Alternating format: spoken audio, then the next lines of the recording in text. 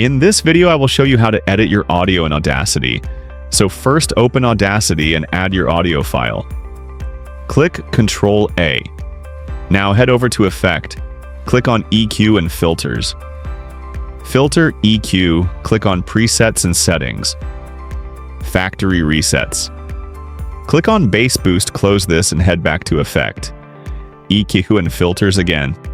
Filter Curve, EQ. Presets and Settings, Factory Presets, and just click on Treble Boost.